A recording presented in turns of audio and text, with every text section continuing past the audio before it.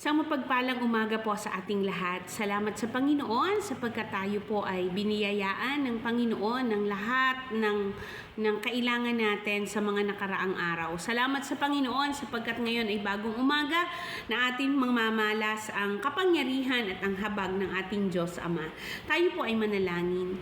Aming Diyos, kami po ay nagpapasalamat sa iyong biyaya at pagpapala. Salamat po muli sa kalakasan. Pangunahan mo kami at sa umagang ito, tulungan mo kami na ang masunod ay ang kalooban mo. Tulungan mo kami na palaging sundin ang iyong mga salita. Ma-enjoy ang bunga nito, Panginoon, at maging pagpapala sa iba. Ito po ang aming panalangin sa pangalan ni Jesus. Amen. Amen. Amen. So, ang ating pong pag-aaralan ngayon ay makikita po natin sa aklat ng Isaiah, chapter 14, verse 12. So, ano ang ating pag-aaralan? Ang title ng ating pag-uusapan ngayon ay Living in Obedience. Sa lahat, yun ang pinakamahirap, yung mabuhay ng may pagsunod sapagkat meron tayong sariling mga gusto, meron tayong sariling mga pangarap, meron tayong sariling diskarte. And sometimes, nagiging yurak sa ating mga ego, sa ating mga sarili, ang mga bagay na kailangan nating sundin. Ngunit makikita natin yung biyaya ng pagsunod sa Panginoon habang atin itong ginagawa. So, let us see ano yung sinasabi ng Biblia when it comes to sa disobedience. So, living in obedience, it means kailangan nating living in obedience, it means kailangan nating makita ano yung bunga ng disobedience. We are encouraged to obey dahil ayaw natin na maranasan yung bunga ng disobedience. So, disobedience means rebellion. Disobedience means rebellion. Tingnan natin yung unang nilalang na nagrebelde sa Panginoon. Isaiah chapter 14 verse 12. Ikaw ay nahulog mula sa langit tala sa umaga, anak ng bukang liwayway, bumagsak ka rin sa lupa, ikaw na nagpasuko sa magabansa. Palagi mong sinasabi, aakyat ako sa kalangitan, sa ibabaw ng mga bituin ng Diyos. Itatayo ko ang aking luklukan, uupo ako sa ibabaw ng bundok sa hilaga, sa dakong pulungan ng mga Diyos. Aakyat ako sa ibabaw ng mga ulap, papantayan ko ang kataas-taasan. Ngunit, anong nangyari? Ano't nahulog ka sa Siol? Ano't nalibing ka sa kalalimang walang hanggan? So, makikita po natin dito, sino yung unang nagrebelde sa Panginoon? Una, Satan's rebellion.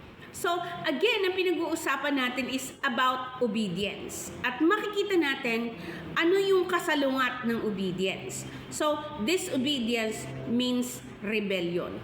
Kaya nga't ikaw ay ayaw sumunod, nagre-rebelde ka dahil ang gusto mong sundin ay ang iyong kalooban. Minsan kasi, bakit po disobedience means rebellion?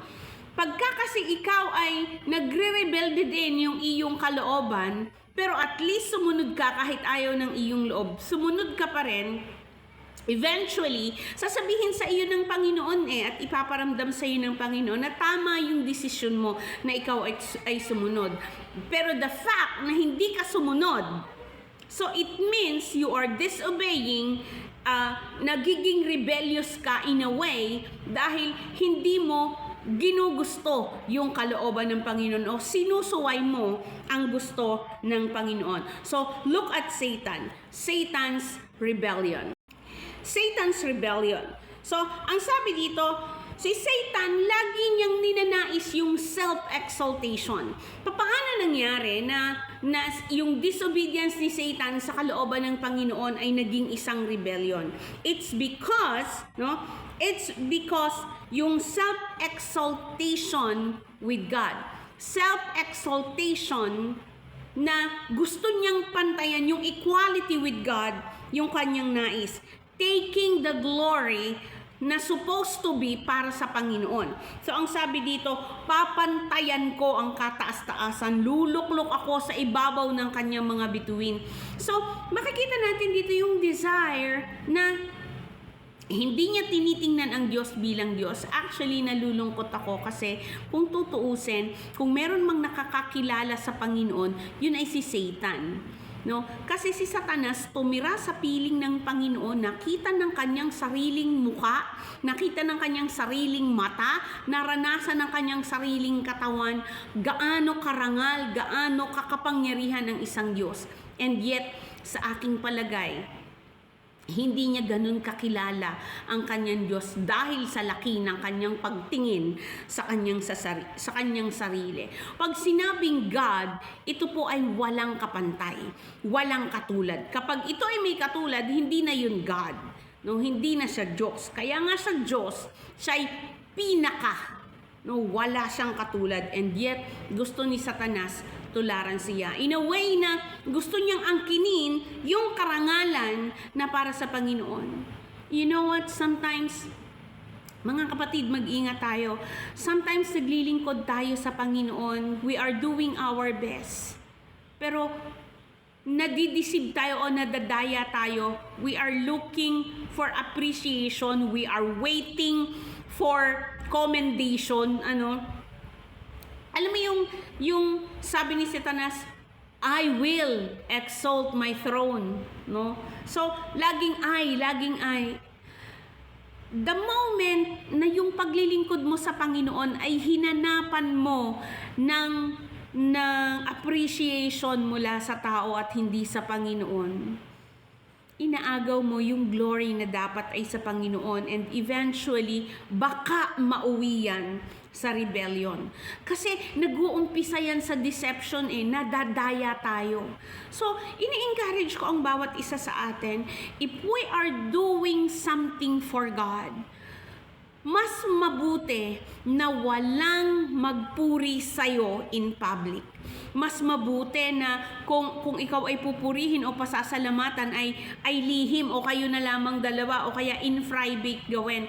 Kasi once it is declared in public, nagkakaroon tayo mga tao, it's normal, no? Nagkakaroon tayo ng pakiramdam na, pinuri ako sa harapan, sa unahan, sa kabila ng maraming tao. Pinasalamatan ako among all people na banggit yung pangalan ko. So, parang nagkakaroon tayo ng sarap ng pakiramdam na tayo ay napupuri. Hindi po masama na tumanggap ng papuri, sapagkat meron talagang mga tao na nangangailangan ng encouragement sa pamamagitan ng papuri. But be very careful, dahil si Satanas ay nasilaw sa papuri sapagkat siya ang isa sa pinakamagandang anghel na nilikha ng Diyos. Masarap palang mapuri. Totoo naman, 'di ba? So be very careful. Baka naisin natin na laging ganon. Baka maagaw natin yung glory na para sa Panginoon. Baka masayang yung oras ng ating ipinaglingkod. Why? The more na lagi nating iniisip na paano ako sana yun. Bakit hindi nabanggit ang pangalan ko? Bakit hindi ako isinama? Bakit ako hindi kasali? Bakit nag-uusap sila hindi ako kasama? Though it is hurting talaga yun masakit yun. Pero habang naglilingkod ka sa Panginoon, alam mo na alam ng Diyos, no? Alam natin na alam ng Diyos ang ating ginagawa. Alam natin na nakikita tayo ng Diyos. Alam natin na hindi ka binabaliwala ng Panginoon. So, mas masarap hintayin, kapatid, ang papuri mula sa Panginoon. Mas masarap hintayin yung recognition mula sa Panginoon. I'd rather na mababa, hindi mapansin, kasi iniintay ko ang pagpansin ng Panginoon. So this morning, I want to encourage each one of us. Tingnan mo yung effect ng disobedience, ng rebellion kay Satan. Pinalayo sa langit, and he is destined for destruction. He is destined doon sa lake of fire dahil sa kanyang rebellion. So this morning, do not try na maghanap.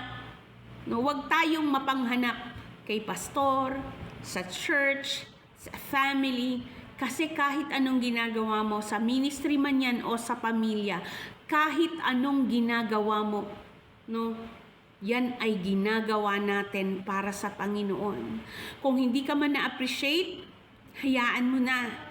Sanayin mo ang iyong sarili na ang intayin ay ang appreciation ng Panginoon. Kung ikaw naman ay inappreciate at pinasalamatan, magpuri ka sa Panginoon sapagkat hindi naman iaalaw ng Diyos yun kung hindi ka karapat-dapat. But do not ever think na kailangan mo yun para ikaw ay lumakas. Sapagkat ang kalakasan natin ay mula sa Panginoon. Huwag na huwag mong iisipin na kulang ang pagkatao mo kapag hindi ka napuri. Huwag na huwag nating iisipin na kailangan natin ng papuri ng tao. Huwag nating hanapin ang mga bagay na alam naman nating masasaktan tayo. Sa Diyos natin hanapin ang lahat. Just be obedient sa Panginoon. Be obedient to our leaders. Be obedient sa Word of God. Be obedient sa ating mga magulang, mga anak na nakikinig. Be obedient sa ating mga magulang. Gusto ko ring sabihin, hindi lahat ng ating head ay tama. Hindi lahat ng nangunguna sa atin at ng superior natin ay laging tama. Pero pananagutan nila yun sa Panginoon. Pero ang hindi mo pagsunod ay nangangahulugan ng pagre-rebelde at ikaw ang mananagot noon sa Panginoon. So, mas mabuti na maging obedient ka, maging submissive tayo sa lahat ng nangunguna sa atin, maging sa trabaho, sa pamilya, sa ministry, sa church.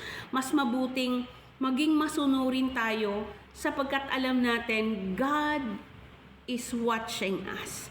God is recording every details ng ginagawa natin para sa Panginoon. Kapatid, kaya sinabi ng Biblia, 'di ba? Hindi nawawalan ng kabuluhan ang pagpapagal natin sa Panginoon. Huwag nating hanapin ang papuri ng tao, ang papuri ng pastor, ang papuri ng kapwa.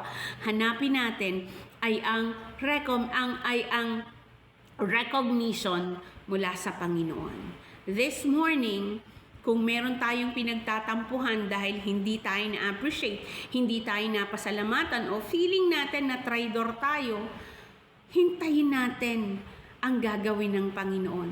Kung mali ang iyong nararamdaman, itutuwid yan ng Panginoon. At kung tama ang iyong nararamdaman, ihihil ka ng Panginoon. Ang Diyos natin ay dakila at tapat. Kita niya ang totoong nangyayari sa puso at isipan. Kaya tayo ay manalangin. Aming Diyos, sa iyo po namin isinasubmit ang aming kaisipan, ang aming puso. Patawarin mo kami, Panginoon, na may mga pagkakataon na naaagaw namin yung glory na dapat ay sa iyo. Tulungan mo kami na kung may mag-appreciate sa amin, ay ikaw ang aming papurihan at pasalamatan. Sanayin mo kami, Panginoon, na sa tuwing tatanggap kami, Panginoon, ng appreciation, ay sa iyo ang bato, Panginoon, ng lahat, sapagkat iyo naman talaga ang nararapat.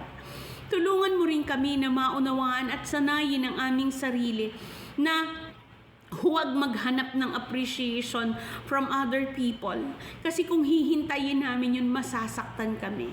Pero kung sa iyo manggagaling ang aming hinihintay, alam namin, hindi mo kami sasaktan. Tulungan mo kami na laging ang pag-asa ay sa iyo lamang. And in that way, we know that the Holy Spirit will fill our hearts with the joy that comes from you. Hindi kayang tumbasan ng kahit anumang papuri na kayang ibigay ng sanlibutang ito. Samahan mo kami ngayong umaga at tulungan mo naman kami na magbigay rin ng papuri sa iba. Matuto kaming mag-appreciate ng mga taong nasa aming paligid. In that way, magiging blessing kami sa iba habang nag-iintay naman ng papuri mula sa iyo. Sa iyo lamang ang aming buhay at ang araw na ito sa pangalan ni Jesus. Amen. Amen. Amen. Isang mapagpalang araw sa ating lahat.